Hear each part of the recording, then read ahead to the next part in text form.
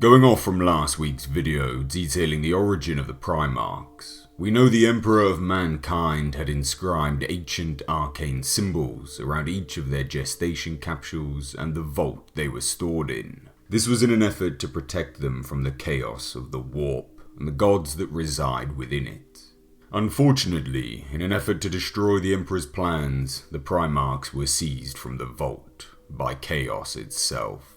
A warp rift opened up within the vault, localized, controlled, not a coincidence. Each capsule holding the gestating sons of the Emperor were pulled through the warp and spread across the galaxy. This would be the beginning of the end for some of the Primarchs, now touched by chaos, tainted, the seed of corruption in place and destined to blossom.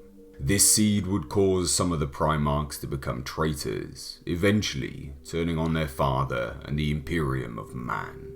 And you can trace it all back to this point in time. The Primarchs, though, as they were pulled through the warp, ended up on ancient planets, colonies of man, lost to the passing of time and forgotten.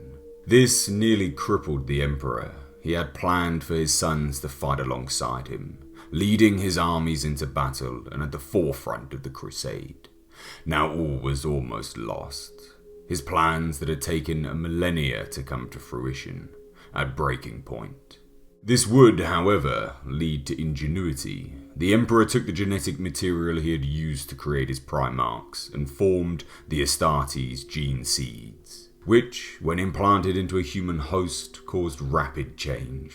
Taking on traits similar to that of the Primarch the gene seed was cultivated from. He did this to many, many men, the strongest, the bravest of his warriors, trained them further, and thus the Space Marines were born.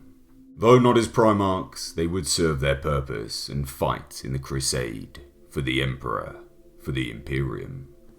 During this crusade, as the Emperor and his Space Marines pushed on into the galaxy, the Emperor of Mankind would use his psychic powers to find his sons, the Primarchs. As far and as wide as they were scattered, he found them and he reunited them with their Space Marine legions, their brothers and their sons, so to speak. This would be the height of the crusade. It marked the Imperium at its most powerful, heavily fortified, and with its numerous skilled warriors, all fighting together for the Emperor. Alas, despite being more than men, near godlike, the Primarchs were still but men, and they inherited all the flaws that have plagued mankind from the dawn of time. Arrogance, jealousy, hatred.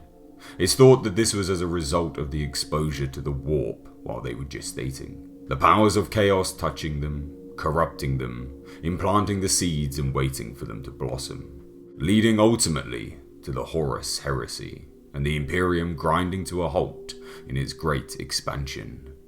The Primarchs would rebel, turn traitor to their father, or fall to the corruption of the chaos entirely, falling under the gods themselves and into servitude.